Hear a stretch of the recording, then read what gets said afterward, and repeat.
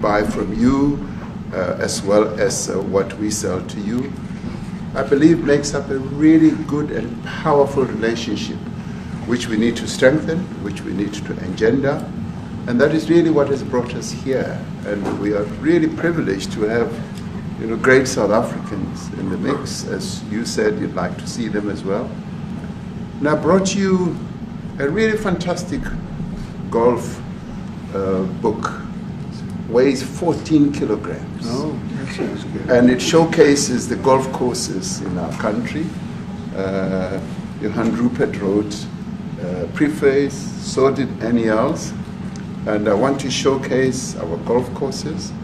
You might remember when I spoke to you and we spoke about golf, you said I should start practicing. And I've started practicing, President, so I'm ready.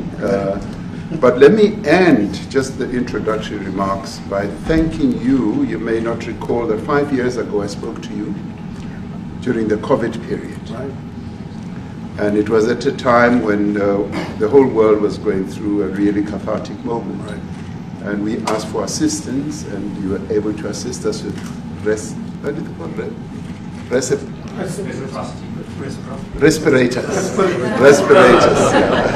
Respirators, and you kept to your word, and you delivered respirators to us.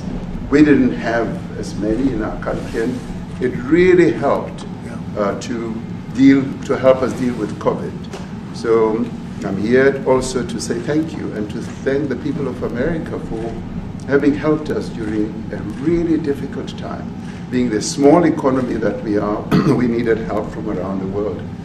And you were there to provide that. So thank you very much. I remember the call. Yeah. We sent 150 respirators. We became the respirator king. We started making them. Nobody had them.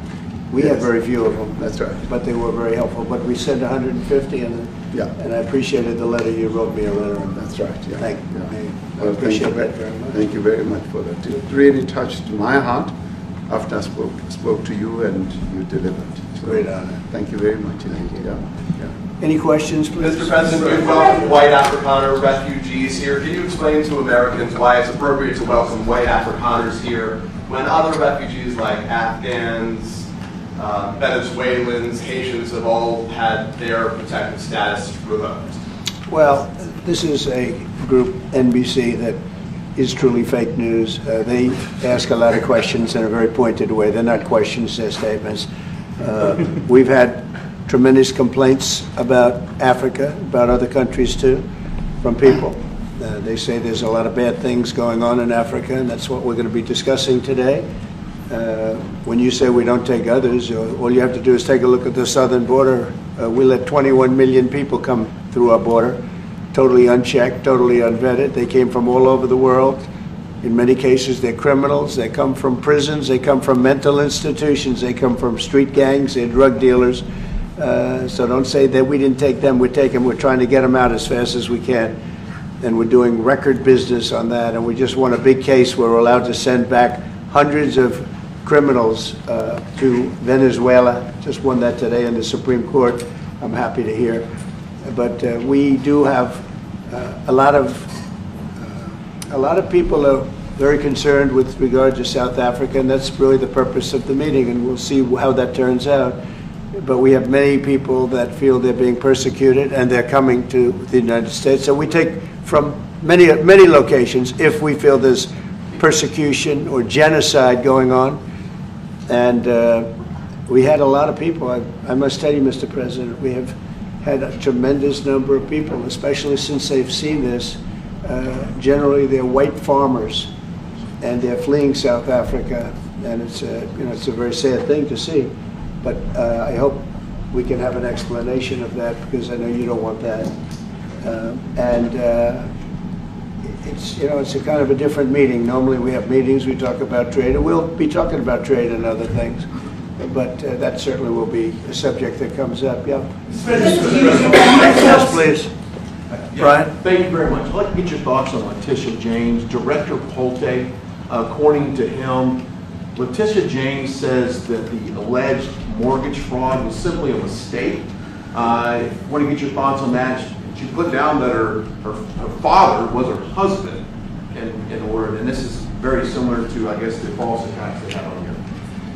Well, I don't know what it is currently, but Letitia James, who's the Attorney General of New York State, it seemed, I'm not involved in that at all. I know it's being handled by various groups, I guess, but it's major fraud, mortgage documents, and fraudulent everything. I think she said the father was her husband, which she had to have a husband, or so she chose her father, and she put it down, and she had didn't she sign in Virginia, yet she said she lived in Virginia, yet she's the New York State Attorney General, and she did that for tax reasons, so she could take advantage of taxes. And she had the wrong number of units. She had a much different number, which wouldn't have allowed her to qualify and scam the government. So I don't know. I think she's very bad for New York, but I really don't know too much about it, but I appreciate the question. Yes, thank you very much. Yes. Mr. President, for you to be convinced that there's no genocide. Please. Thank you, Mr. President. So May 25th will be the celebration of Africa Day, which pretty much a lot of celebration will be taking place around the world, including here in the United States. What is your message to the entire African continent, African people in this important occasion? Well, I want to see peace, and I want to see happiness. I want to see health, and you have incredible land. There's tremendous value. A lot of countries don't have that value in the land. The value you have. We have a situation. I think you probably heard about it. We've done through some very talented people help settle a war that's been raging for years. Rwanda and the Congo, and I think we've done it. Believe it or not, I think we've done it. And could you just say a few words about that, my friend? Yes.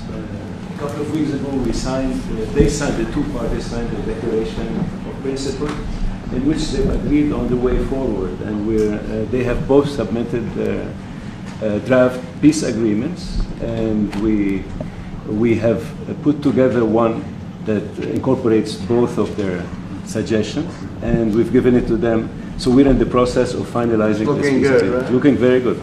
No, we have to thank you for even those efforts, because the African continent, particularly SADC, our Southern African Development Community, has for years been seeking to foster peace in the Democratic Republic of the Congo.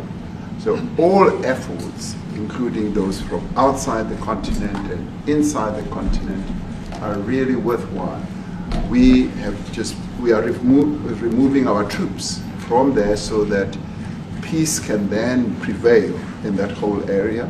And we hope that with the support of the international community, we will really have peace in that area. It's so vital, it's so important for the whole region. Well, we sent our people there, and I think we did a very good job, as headed by my friend, and that was great. That was great. I mean, I'm just hearing phenomenal reports, because all I'm hearing is death, and they're chopping heads off, and it's horrible over there. And it was really brave of you to go there, and I really appreciate it. And it looks like we have something very, very substantial. We also talked about trade with them in terms of rare earth and all, but really more for it's like, if you take a look at what we just did with Pakistan and India, we settled that whole thing, and I think I settled it through trade. We're doing a big deal with India, we're doing a big deal with Pakistan, and they said, what are you guys doing? Somebody had to be the last one to shoot. But the shooting was getting worse and worse, bigger and bigger, deeper and deeper into the countries. And we spoke to them, and I hate to say we got it settled, and then 2 days later, something happens, and they say it's Trump's fault. But Pakistan has got some excellent people and some really good, great leader. And India is my friend, Modi. And he's a mutual friend. Yeah, he's a great guy. And I called them both, and we just did something good. We're trying to settle Russia, Ukraine. We spoke with President Putin for 2.5 hours the day before yesterday. I think we made a lot of progress, but that's a bloodbath. 5,000 people are being killed a week, 5,000 soldiers a week, not including people in cities and towns that are also being killed. So we're trying to help And You will it recall- doesn't affect us. It's not our people, it's not our soldiers, it's Ukraine and it's Russia, but if we can save 5,000 souls, we'll do it, we're pretty good at it. But that's a bad situation. That is a really bad situation. Well, you'll recall when President Zelensky was coming to South Africa, that's when I spoke to you. That's right. We both agreed that we need to push the peace message so that there can really be peace. And we've been involved in the Ukraine-Russia conflict for quite a while. So my Minister of State Security here, we've been dealing with them, the exchange of children who were taken away, going through names and addresses and all that. So we've been invested in that whole process as well. And the moves that you're making are fully supported by us because we would like to see the end of that war. That's true. I called Zelensky and they said, he's in South Africa. I said, what the hell is he doing in South Africa? He was talking to We us. got this one. That's a strange one. I said, what are you doing in South Africa? Yes. That's a strange one. He's trying to make peace. Or we're doing taking something. him. We were lucky because we had the great Nelson Mandela, who taught us how to create peace, to make peace. So we were imparting some of those lessons to him, some of those learnings, and I specifically mentioned to him that this is how Nelson Mandela taught us that when you want to have a peace in a country, do it on an unconditional basis and sit down and talk. And that's precisely what I'm sure he's going to heed. Well, I going wanted to forward. see what happens with that when it's there's a lot of hatred, there's Yeah. a lot of death. It's a bloodbath. It's a It is. bloodbath. It is. I get Unfortunately. the satellite pictures of that field, of that killing field. You never saw anything like it in your life. Yeah. It's horrible. It's a horrible thing that goes on, but I think we've made big progress. South Africa. Yeah, please, go ahead. Thank you, Mr. President. Gaza No, is no, another- not you. Is it- Right here. I should ask Mr. President- He's from South Africa. Yeah, from Go ahead, South please. Africa. What are you expecting on the ICJ case? Are you expecting South Africa to drop that? Is that what you're trying to On which case? The ICJ The International case against Israel, Criminal Justice. International Criminal Court. I don't expect anything, to be honest. I really don't. I don't know. It's they've got a case. There's a lot of anger there, tremendous anger. I don't expect anything. We'll see what happens. We'll have a ruling, and who knows what the ruling is going to mean. Yeah. On that subject of Gaza, Mr. President, are you going to be speaking to Prime Minister Netanyahu about Israel's renewed offensive there? There's been a lot of concern from European countries. The Pope has expressed concern. Are you going to be asking Prime Minister Netanyahu to tone down the offensive in Gaza to let more aid in? Was that a question or a statement? Here's the question. This guy's, you never change. Mr. President, this time, what will Please. it take for you to be convinced that there's no white genocide in South Africa? Well, I can answer that for the President. It's for him. No, seriously. I'd rather have him answer. Yeah, I'd rather answer that. It will be, Our president will respond to you. Yeah, let me- Thank you, Mr. President. it will take President Trump listening to the voices of South Africans, some of whom are his good friends, like those who are here. When we have talks between us on the around a quiet table, it will take President Trump to listen to them. I'm not going to be repeating what I've been saying. I would say if there was Afrikaner farmer genocide, I can bet you these three gentlemen would not be here, including my Minister of Agriculture. He would not be with me. So it'll take him, President Trump, listening to their stories, to their perspective. That is the answer to your question. But, Thank you, Mr. Mr. President, I must say President that Trump. we have, wait.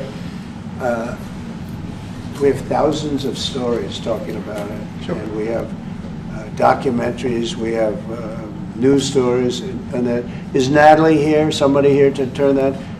I could show you a couple of things. And it has to be responded to. Yeah, sure, We we have- will. Let me see the articles, please, if you would. And turn the lights down. Turn the lights down and just put this on. It's right behind you. Johan. There's nothing this parliament can do. With or without you, people are going to occupy land. We require no permission from you, from the president, from no one. We don't care. We can do whatever you want to do. Who are you to tell us whether we can occupy land or not? We are going to occupy land. Yeah. South African occupy land. That's who we are. So whatever you want to do, we can withdraw my membership from this useless parliament. Honorable. Yes, honorable member. Must never be scared to kill. A revolution demands that at some point there must be killing, because the killing is part of a revolutionary act. Shoot to kill. Gaza. Kill the poor, the farmer. Kill the poor, the farmer. Pa, pa, pa, pa. To kill Gaza. Kill the poor, the farmer. Kill the poor, the farmer. The mayor of TAPE is a white man. So these people, when you want to hit them hard, go after a white man. They feel a terrible pain because you have touched a white man. Not because Mashaba and Soli will not be touched. They will be touched, don't worry. But we are starting with this whiteness. We are cutting the throat of whiteness. Shoot to kill Yamaza. Kill the brewer, the farmer. Kill the brewer, the farmer. Pa, pa, pa. Shoot to kill Yamaza. Kill the brewer, the farmer. Kill the brewer, the farmer. Pa, pa,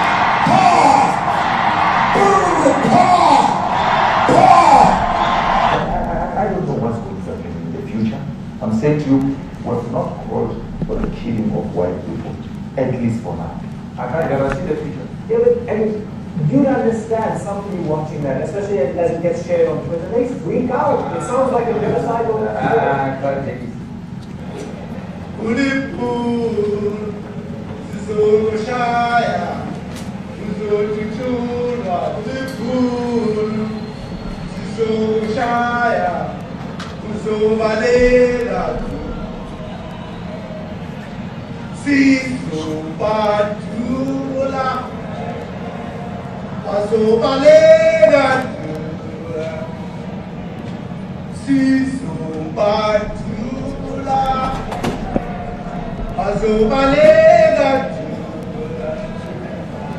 Who will expropriate land without compensation, whether they like it or not. If they object, they can seek refugee in America. Now this is very bad. These are burial sites right here. Burial sites. Over 1,000 of white farmers, and those cars are lined up to pay love on a Sunday morning. Each one of those white things you see is a cross, and there's approximately 1,000 of them. They're all white farmers, the family of white farmers. And those cars aren't driving, they're stopped there to pay respects to their family member who was killed. And it's a terrible sight. I've never seen anything like it. Both sides of the road you have crosses.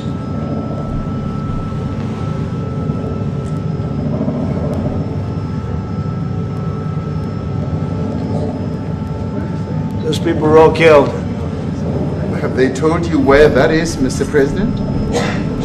No, I'd like to know where that is, because this I've never seen. But okay. I mean, it's in South Africa, that's where.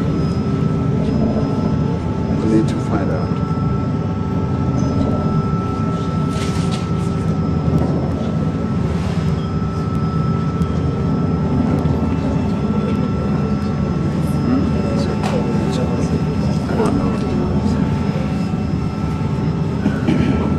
Those people.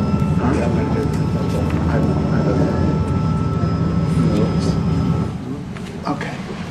Mr. President. yesterday the Pentagon announced that it would be accepting a Qatari jet to be used as Air Force One. What are you talking about? What are you trying to respond to? You know, you to get out of here. What does this have to do with the Qatari jet? They're giving the United States Air Force a jet, okay? And it's a great thing. We're talking about a lot of other things. It's NBC trying to get off the subject of what you just saw. You are a real, you're a terrible reporter. Number one, you don't have what it takes to be a reporter. You're not smart enough. But for you to go into a subject about a jet that was given to the United States Air Force, which is a very nice thing, they also gave $5.1 trillion worth of investment in addition to the jet. Go back, you ought to go back to your studio at NBC, because Brian Roberts and the people that run that place, they ought to be investigated. They are so terrible the way you run that network, and you're a disgrace. No more questions from you. Go ahead. Go ahead, talk about that. His name is Peter something. He's a terrible reporter. Quiet. That's my question now. Let's go. Thank you so much. President Trump, Anna Disaster from ENCA in South Africa. Thank you very much. Thank you very much, Steve. What would you like President Ramaphosa to do about the situation that we've just seen on the screen? I don't know. Look, these are articles over the last few days.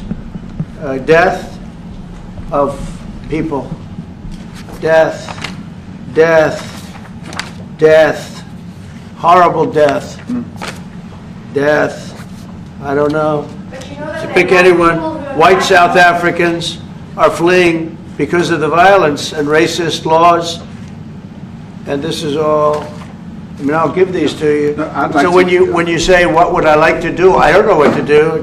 Look at this. White South African couples say that they were attacked violently. And President Trump, when will you go and see for yourself if it is indeed true? well, I could do that. Look, here's burial sites all over the place. These are all white farmers that are being buried. And he asks about a jet that was given. You ought to be ashamed of yourself. You know, you are so bad. You're such a bad reporter.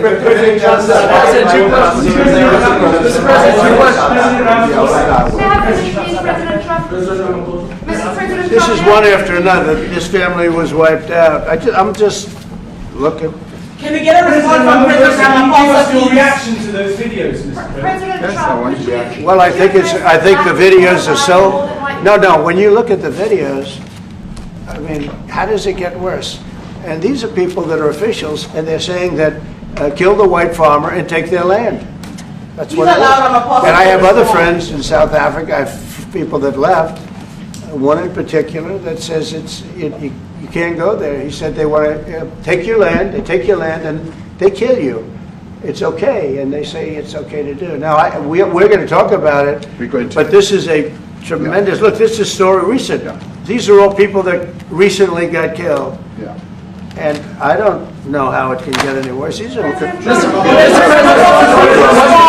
and you know, the men that you saw, the people that you saw in that movie, those are officials. Those are people that were in office. They had one march, they had a dance in your parliament, whatever you may call it, legislature. Well, let me clarify that. Yeah, let me clarify that, because what you saw, the speeches that were being made, one, that is not government policy.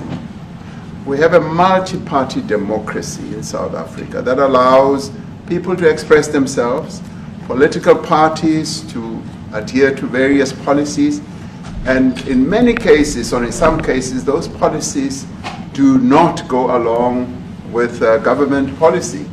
Our government policy is completely against what he was saying, even in the parliament. And they're a small minority party, which is allowed to exist in terms of our constitution. But you do allow them to take land. No. You do allow them to take land. Nobody can take land. And then when they take the land, they kill the white farmer. And when they kill the white farmer, nothing happens to them. No. There is nothing happens to them. There is criminality in our country. People who do get killed, unfortunately through criminal activity, are not only white people. Majority of them are black people. And we have now The been farmers are utilized. black. The farmers are not black. We I don't now- say that's good or bad, but the farmers are not black. And the people that are being killed in large numbers, and you saw all those grave sites, and those are people that loved ones going, I guess on a Sunday morning, they told me, to pay respect to their loved ones that were killed. Their heads chopped off, they died violently. And, you know, I mean, we're here to talk about it, and I didn't know we'd get involved here, but I will say this, that if the news wasn't fake, like NBC, which is fake news, totally, one of the worst, ABC, NBC, CBS, horrible. But if they weren't fake news like this jerk that we have here, if we had real reporters, they'd be covering it. But the fake news in this country doesn't talk about that. They don't want to talk about it, but now they have to talk about it. But they won't. This won't even be a subject. They'll have him talking about why did a country give a free, think of this, why did a country give an airplane to the United States Air Force? Okay, the United States, not to me, to the United States Air Force, so they could help us out, because we need an Air Force One until that's Air Force One, it's being built, 2 of them being built. But Boeing's a little bit late, unfortunately. So why did they give us a plane to the United States Air Force? That's what that idiot talks about after viewing a thing where thousands of people are dead. I'm sorry, I don't have a plane to give you. I wish you did. I'd take it. I would take it. If your country offered the United States Air Force a plane, I would take it. Okay. But coming back to this issue, which I really would like us to talk about, and talk about it very calmly.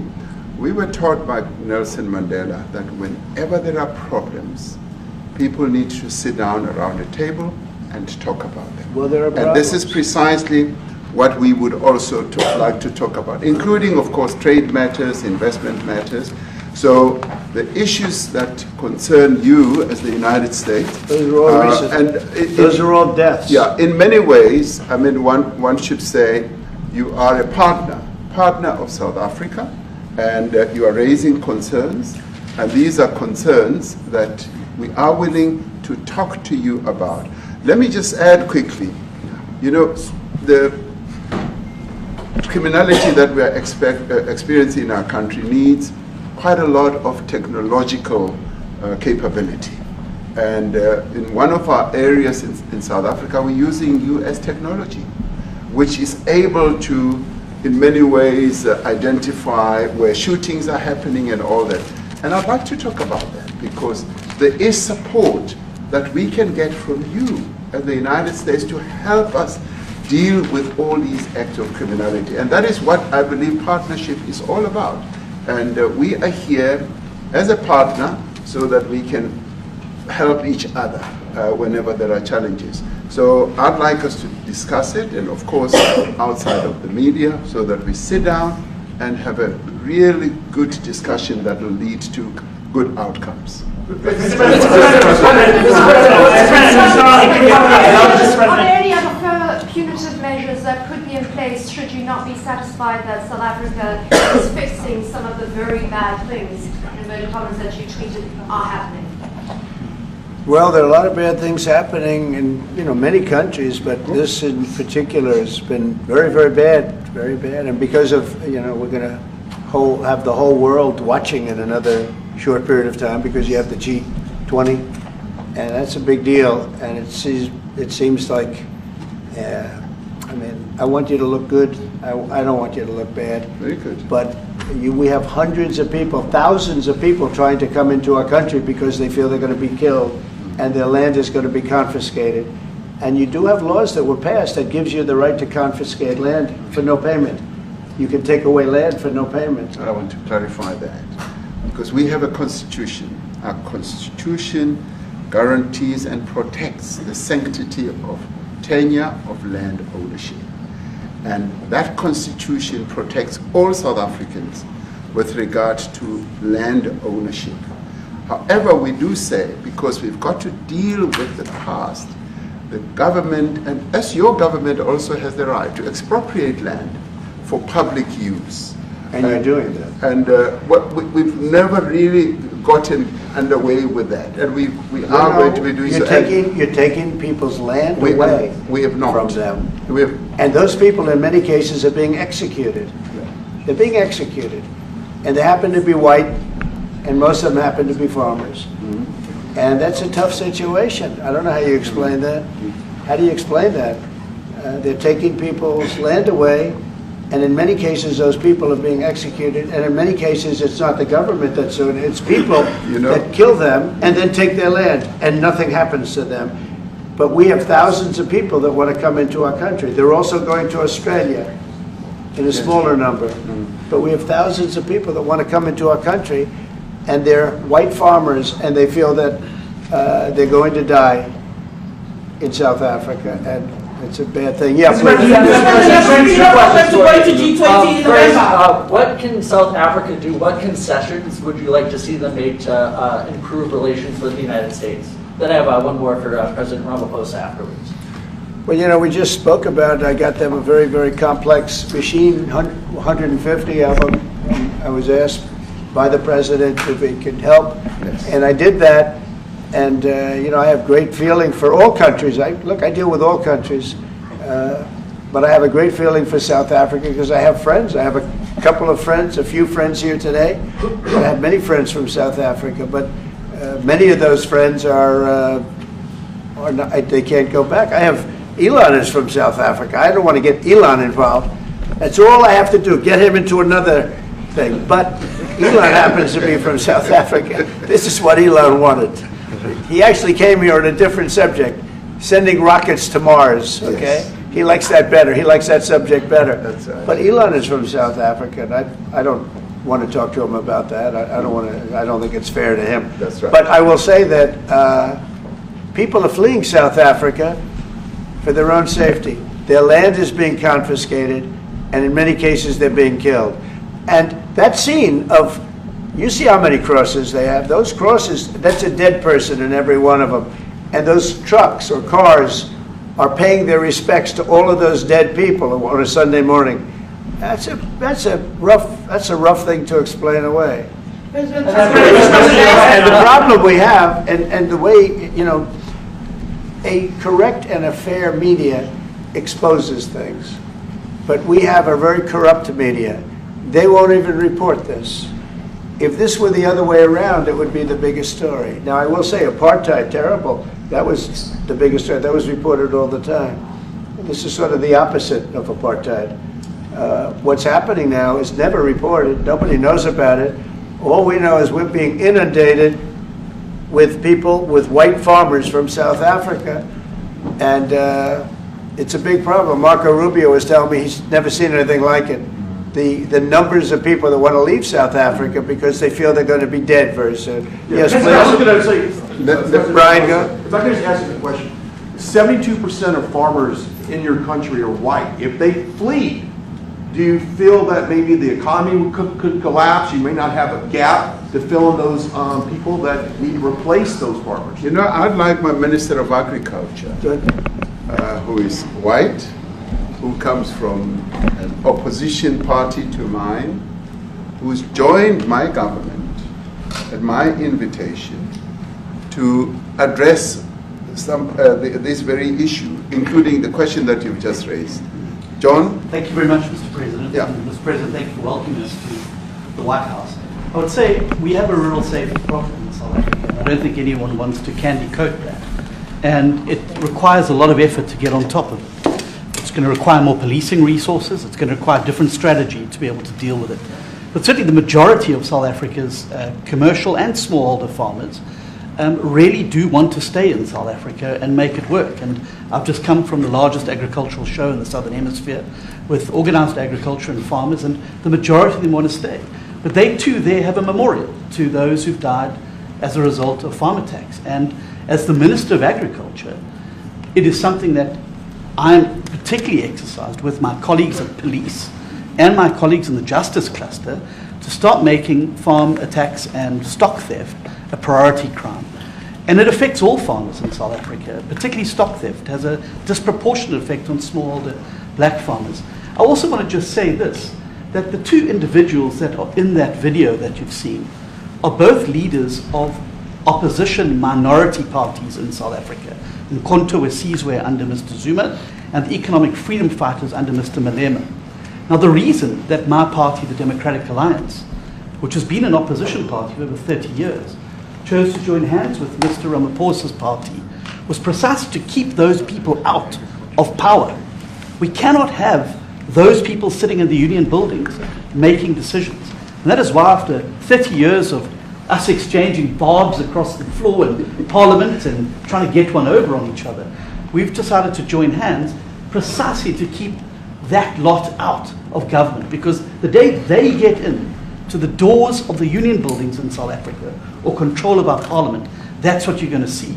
And that is why this government, working together, needs the support of our allies around the world so that we can strengthen our hand, grow our economy, and shut the door forever on that rabble getting through the doors of the union buildings, because then South Africa's future would be... So you denounced that type of language in the video that you saw? Oh yes, we've always done so.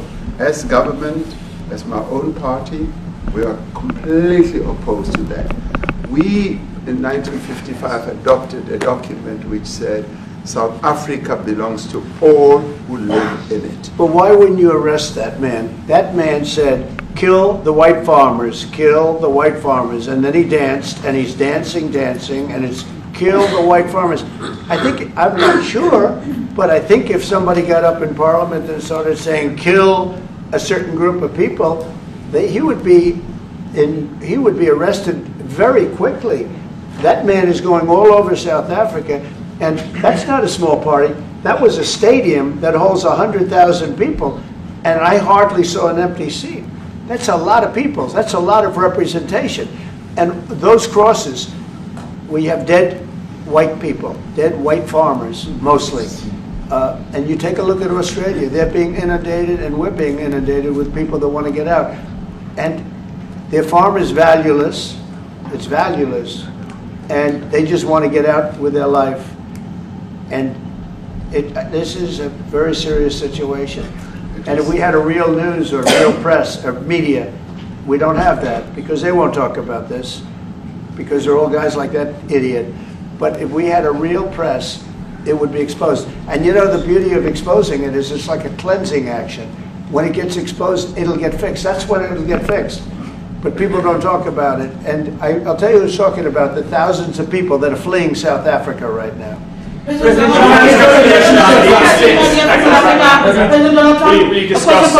discussed USAID and the devastating impact the cuts are having across the African continent. You know, it's devastating, and hopefully a lot of people are going to start spending a lot of money. And I've talked to other nations. We want them to chip in and spend money too. And we've spent a lot, and it's a tremendous problem going on in many countries. A lot of problems going on. The United States always gets the request for money.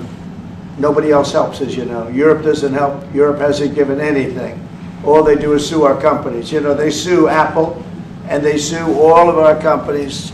Apple had to pay $17 billion on a nonsense lawsuit. Very unfair. But we're going to always be there to help. The Afrikaner Exchange Rights to South African Broadcasting. If this Afrikaner resettlement issue is resolved, you're going to go into a room after this, you guys are going to talk. If it is resolved, what is the potential for the future-looking relationship between the United States? It's got to be resolved. It should be resolved. I mean, it's a little bit bad when you see a stadium with 100,000 people in it, because that means it's more than just a little movement. It's a pretty big movement in South Africa, so it has to be resolved. It'll be the end of the country if it's not. But is there potential for the relationship moving forward? I hope so. That's why I'm here. I mean, I'm not here for my health. I'm here to see what it is. No, I'd like to see. I have friends. I can tell you, Ernie Els and Retief Goosen, they feel so strongly they wanted to be here on behalf of South Africa, not on behalf of me. Yes. And, you know, they said, can we be here for this? Because they love the country. Ernie, do you guys want to say a couple of words? I hate to put you in this. This is tougher than sinking a 3-footer.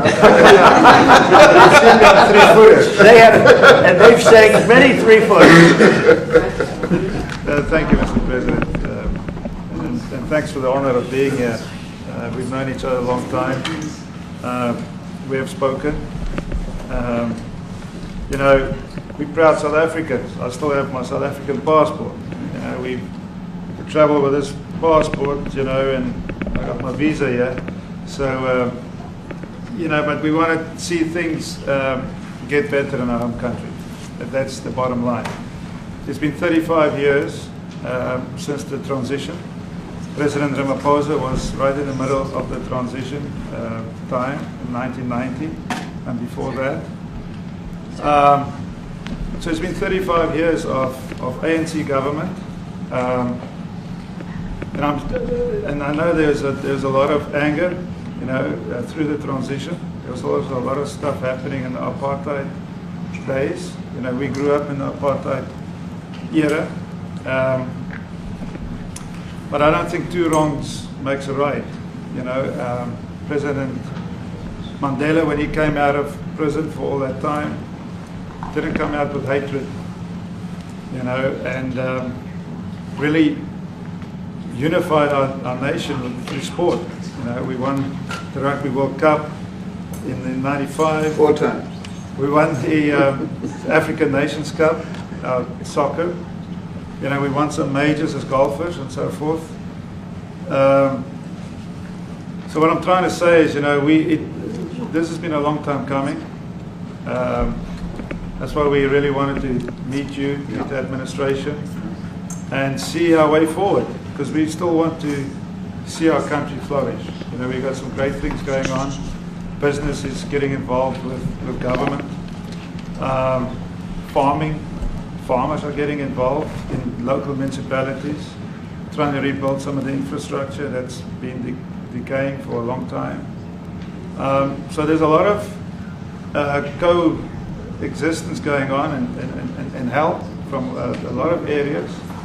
But I feel we need the US to push this thing through. We've got a great ally if we can have the US. It's always been an ally of South Africa for a very long time, even in the days of the war, you know, up in Angola. You know, you guys helped us. So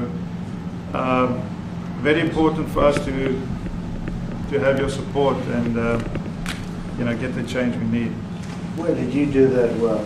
He might have done that even better than he plays golf, which is almost impossible. Johan, please. Sorry, Mr. President, if you had to wind all of those things properly, you will see I'm the biggest target of that rabble-rouser. Number one for over 10 years. Mr. Mandela. In fact, the first time I met him, he was in the youth league with that gentleman. And look how he's changed. Right. We have too many deaths, but it's across the board. It's not only white farmers, it's across the board. And we need technological help. We need Starlink at every little police station. We need drones. I actually got drones donated for the peace parks to stop elephant and rhino poaching. And his predecessor stopped the importation because he said the United States would spy on us. I mean, US SpaceX, the ridicule. So if you can help us. Remember, sir, you and I lived in New York in the 70s. We never thought New York could be what it became. 2 commissioners, a tough mayor. We need your help to stop this awful killing. But it's across the board. Ernie is right now building a house in George. I'm building 3 cottages for my grandchildren on a farm outside Graaff-Reinet. I often go to bed without locking the door. And we have a serious problem with illegal aliens who stream across the border. And if you really look at our statistics, a lot of these murders, firstly it's unemployment and illegal aliens. And then I met Vice President Bartz many years ago, the Charlie Rose show. My wife loved the book. And she reminded me this morning that you emphasized the devastation that occurs when big companies leave towns and cities, and there's a culture of dependency that develops. I remember you discussing it. Now that's our problem. If we don't get our economy to grow, the culture of dependency and the lawlessness will increase. I've again been against apartheid all my life, and I'm their #1 target. Please just Google my name and Malema. You'll see it, sir. He marched on the farm. But the crime is bad. The crime is terrible, sir, but Mr. Steenhuisen won't admit to it, but he runs the Western Cape, where I live. And the biggest murder rate is in the Cape Flats. Gangs. We've got gang warfare. Like your M33, what were these guys?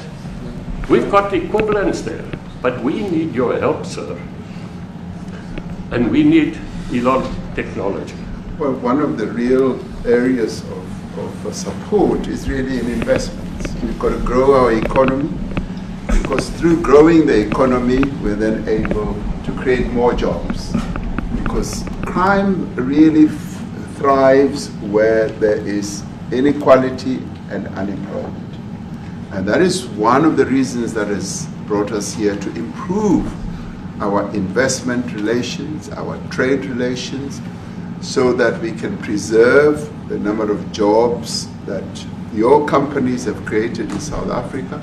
By virtue of what we export to you, we are able to create up to 500,000 jobs in the auto industry, in the agricultural industry, and a number of other industries, mining, where we export things to you. And we also know that as South African companies invest here, you are also able to create jobs. So it's a mutually beneficial relationship. So our main real reason for being here is to foster trade and investment, so that we are able to grow our economy with your support, and so that we are also able to address all these societal problems, because criminality thrives when people are unemployed, when they have no other hope to eke out a living. So that is what we need to resolve, and your support, your partnership with us is what is really going to give us a strong capability to move forward. President, please, Excuse me, do you have anything to say? I mean, I don't want to leave you out. You know, the guy won 3 or 4 majors. 3 or 4? No, only 2. That's a lot. By the way, 2's a lot. A lot of tournaments you won too. Do you have anything to say? Yeah, thank you, Mr. President. President Ramaphosa. I grew up in an area in South Africa that is a farmland area, Polokwane. And there is some issues up there. Obviously, my dad was a property developer as well as a part-time farmer. And yeah, some of these buddy farmers got killed. The farm is still going. My brothers run it, but it's a constant battle with farms they're trying to burn the farms down to chase you away. So it is a concern to try and make a living as a farmer. And at the end of the day, you know, without farmers, there's no food on the plate. So we need the farmers to produce the food. Farming, right? He wouldn't do it. He wouldn't even want to do what you're doing. Right? They love farming. They don't want to leave. But it's a struggle. Yeah, and you know, food and fresh water is the most important thing in life. You know, without those 2 things, you can't survive. How is the water there? The water is great. Obviously, all the water comes out of the borehole, out of ground for us down there. But yeah, it is a battle to get the water out sometimes when all the equipment gets stolen all the time that you're trying to get the water out. So does your family and your brother, do they feel safe on the farm? They live behind electric fences, you know, try and be at night safe. But it is constant whenever you leave that something could happen. And there's nowhere to live. You know, both of them has been attacked in their houses. My mom's been attacked in her house when she was 80. So it is difficult. But you know, the guys live a great life despite everything going on. Something. President Trump, I brought along the president of the largest trade union in our country, Ziggy Solosi, because she leads many, many workers, more than 1 million, 2 million workers. And maybe we should give her a chance to say something, because she's come all the way to join us. Thank you very much, Mr. President Trump, Thank you. for having us, and President, for extending the invitation to us as organized labor. And I must say that we are here to support the initiative that has been made by our government with business, of course, as organized labor. We've been coming to Washington on the AGOA trade relations in the previous regime. And I think at the center of it all, for me, it is exactly what Mr. Rupert have said, the importance of us growing the economy. We have always emphasized when we were here and kept on coming and negotiating on AGOA that the 600 US companies that are based in South Africa, as you said, President Ramaphosa, 500,000 jobs will be wiped out. We need more foreign direct investment in our country. We are not just talking about those that will lose employment, but we are talking about over 40% of people that are unemployed, that have no hope of ever finding a job. And we think that, correctly, as they have said, that we need to deal with the issue of porous borders in our country, so that everyone that comes in is documented. We also need to, and I would have thought that the minister would address the issue of land expropriation and how the policy works in South Africa. Recently, President, as you were preparing to come here on the news, in, I think it was on Natal, there was a handover of farms. And white farmers were saying, we are donating the land, but also there's a willing buyer, willing seller in South Africa. So there is no expropriation without compensation, but it is a willing buyer, willing seller. And that white farmer was even saying, President, that the government is even paying more in buying the land than what the land is worth of. And I think those are the realities, President, that we must say that we need to address, of course, but also the importance of agriculture linked to AGOA. People rely on it, and I think, as Retief have said, for survival and living. But lastly, for me, President, is also the issue of the crime statistics. There is no doubt about it that we are a violent nation, for a number of reasons, and we're not condoning anything. But also, if you go into the rural areas where black majority are, you would see women, elderly, being raped, being killed, being murdered. And these are black elderly women that would be found throat slits, raped multiple times, and all of that. And the problem in South Africa, it is not necessarily about race, but it is about crime. And we think that we are here to say, how do we, both nations, work together to reset, to really talk about investment, but also help us in how we can have the technology and everything that is needed, President, to really address the levels of crime that we have in our country. Thank you very much. Thank you very much. President Trump, genocide is a very strong word. I'm wondering if you've made up your mind as to whether you believe genocide is occurring in South Africa, or you still doubt, and if you have made up your mind, why invite President Ramaphosa here today? Well, I haven't made up my mind. I hate to see it from the standpoint of South Africa, but also, I'm trying to save lives. I'm working with Russia and Ukraine. I don't have to do that. It's not our war. It was started by other people. It was helped along by our past administration. It would have never happened if I were president, but I'm trying to save lives, and no matter where. Rwanda, I have nothing to do with Rwanda and the Congo, but I felt I had a very talented person in this administration, and I sent him there, and he did an unbelievable job, I think. I mean, we're going to find out, but he's done the hardest part of the job. It should happen. If I can save lives, I want to save the lives. If it's in Africa, that's great. If it's in Europe, if it's wherever it may be. And It's a very small investment to do, believe me, compared to what the consequences are. So I hope we can do something. Look, I have so many friends. These two men, I have great admiration for them because I know what they do for a living. And that's a very hard living. Going from city to city, from country to country, and hitting a ball 350 yards like they do, and better than you and I. Getting the ball in the hole. It's a very tough with lots of people watching, right? Yes, That's a very tough living. You know, they're champions. I respect champions, and I respect very much. And I think the country is very lucky. They really wanted to be here. That's true. They could be elsewhere. They could be on a beautiful fairway someplace, and they wanted to be here. So.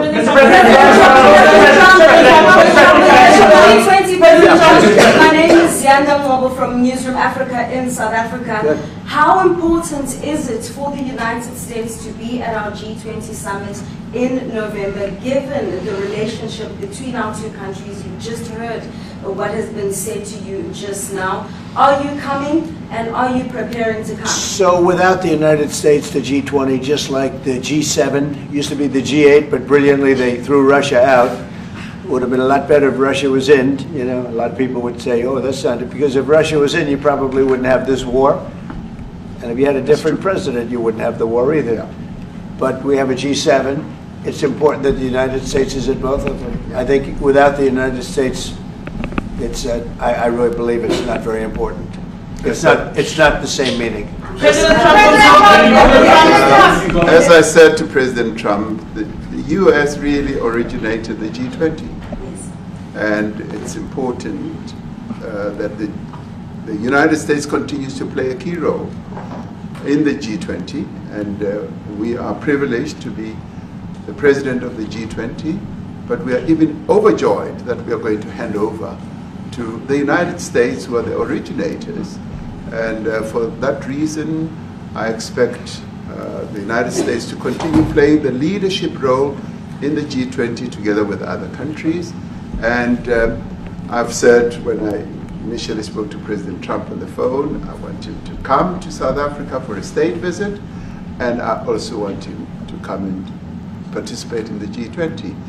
And I want to gladly hand over to President Trump to take the leadership of the G20 forward in November. Thank you very much.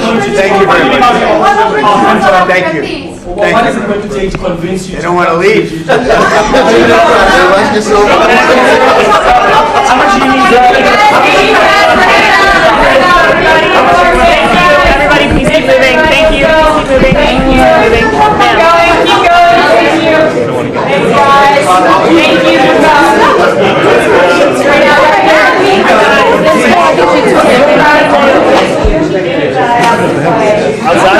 Oh, we didn't bring them in. Oh.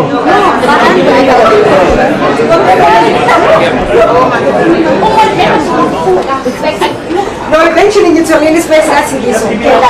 No,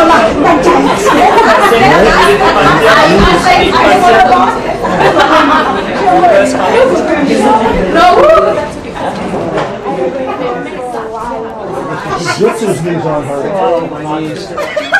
He's 20 years younger.